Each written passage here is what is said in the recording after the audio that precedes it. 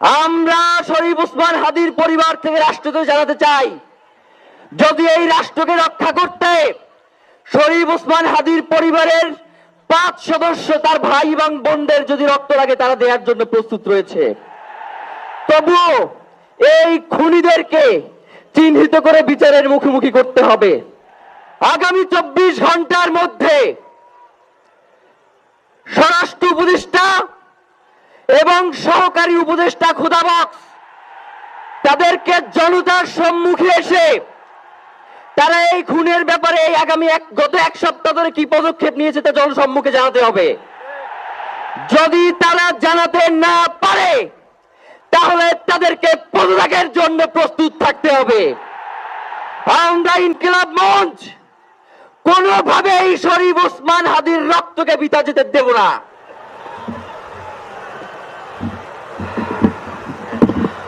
আসসালামু আলাইকুম।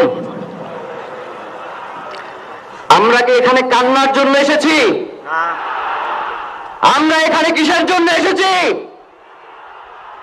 আমার ভাইয়ের রক্তের বদলা নেওয়ার জন্য আজকে আমরা এই জানাজায় দাঁড়িয়েছি। প্রিয় ভাইয়েরা, আজকে কবি নজরুলের যে বিদ্রোহী দুটো লাইন, যাকে ওসমান হাদি তার আদর্শ মনে করত, আমি চিরবিদ্রোহী বীর বিশ্ব ছড়ায় উঠে আছি একা চির উন্নত শির। প্রিয় ভাইয়েরা, আপনারা জানেন শরীফ ওসমান হাদিকে এক সপ্তাহ 168 ঘন্টা আগে গুলি করা হয়েছে। এখন পর্যন্ত কি তার খুনিকে গ্রেফতার করা হয়েছে? সরকারের পক্ষ থেকে এখন পর্যন্ত কি খুনিকে গ্রেফতারের ব্যাপারে আপনাদেরকে আশ্বস্ত করা হয়েছে? তারা কি এখন পর্যন্ত আমাদেরকে জানিয়েছে যে খুনি কোন জায়গায় রয়েছে? আমরা স্পষ্ট মনে করছি যে এখানে খুনি একজন নয়, এখানে পুরো একটা খুনি চক্র কাজ করেছে। আমরা ইনকিলাব মঞ্চ এবং তার পরিবারের পক্ষ থেকে আপনাদেরকে জানিয়ে দিতে চাই, খুনের পরিকল্পনাকারী, খুনের সহায়তাকারী এবং পুরো খুনি চক্রকে বিচারের আওতায় নিয়ে আসতে হবে। এবং আগামী 24 ঘন্টার মধ্যে স্বরাষ্ট্র উপদেষ্টা এবং সহকারী উপদেষ্টা খুদাবক্স তাদেরকে জনতার সম্মুখে এসে তারা এই খুনের ব্যাপারে গত এক সপ্তাহ ধরে কি পদক্ষেপ নিয়েছে তা জনসম্মুখে জানাতে হবে। যদি তারা জানাতে না পারে তাহলে তাদেরকে পদত্যাগের জন্য প্রস্তুত থাকতে হবে। আমরা ইনকিলাব মঞ্চ কোনোভাবে এই শরীফ ওসমান হাদির রক্তকে বৃথা যেতে দেব না। আমরা ঘোষণা করতে চাই, শরীফ ওসমান হাদির রক্তের মধ্য দিয়ে বাংলাদেশ ইনসাফ কায়েম হবে। আপনাদেরকে তিনি বারংবার বলেছেন, বাংলাদেশের স্বাধীনতা, সার্বভৌমত্ব রক্ষা এবং ইনসাফের লড়াইয়ের জন্য আমাদেরকে যদি জীবন দিয়ে দিতে হয় আমরা জীবন দিয়ে দেব, তবু ইনসাফের লড়াই ছাড়বো না। সুতরাং প্রিয় বন্ধুগণ, আমাদেরকে ইনসাফের লড়াই লড়তেই হবে। আপনারা রাজি আছেন কিনা? এবং সেই সাথে আমরা আরো বলতে চাই, সিভিল মিলিটারি ইন্টেলিজেন্সের মধ্যে ঘাপটি মেরে বসে থাকা আওয়ামী দোসরদেরকে চিহ্নিত করে গ্রেফতার করতে হবে। প্রিয় সংগ্রামী বন্ধুগণ, শরীফ ওসমান হাদির পরিবারকে জানানো হয়, রাষ্ট্রের পক্ষ থেকে আপনাদেরকে যদি কোনো সুবিধা দরকার হয় আপনারা আমাদেরকে বলবেন। আমরা শরীফ ওসমান হাদির পরিবার থেকে রাষ্ট্রকে জানাতে চাই, যদি এই রাষ্ট্রকে রক্ষা করতে শরীফ ওসমান হাদির পরিবারের 5 সদস্য তার ভাই এবং বোনদের যদি রক্ত লাগে তারা দেওয়ার জন্য প্রস্তুত রয়েছে।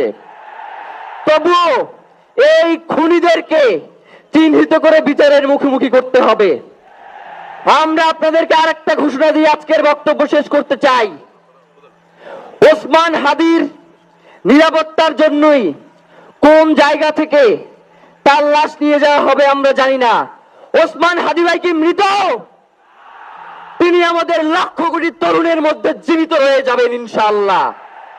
আপনাদেরকে জানিয়ে দিতে চাই, কোন ধরনের সহিংসতা ছাড়া আমরা যেহেতু ওসমান হাদির লাশকে আমরা জাতীয় কবি কাজী নজরুলের পাশে দাফন করার ব্যবস্থা করতেছি।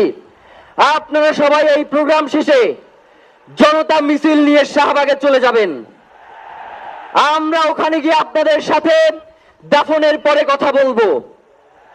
হয় বাংলাদেশের স্বাধীনতা সার্বভৌমত্ব থাকবে, বাংলাদেশের ইনসাফ কায়েম হবে, নয়তো আমরা বাংলাদেশের জন্য রক্ত দেওয়ার জন্য সবাই প্রস্তুত রয়েছি। এবং ইনকিলাব মঞ্চ ব্যতীত কারো কোনো প্রোপাগান্ডায় আপনারা কোনো ধরনের সহিংসতার পথ বেছে নেবেন না। আমরা ইনকিলাব মঞ্চের পক্ষ থেকে আপনাদেরকে জানাবো কখন কি ব্যবস্থা গ্রহণ করতে হবে।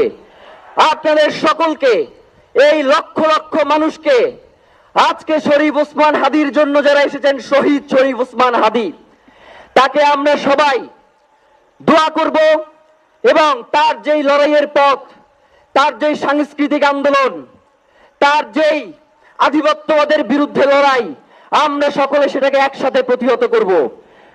বাংলাদেশ জিন্দাবাদ, ইনকিলাব জিন্দাবাদ, নারায়ে তাকবীর, নারায়ে তাকবীর।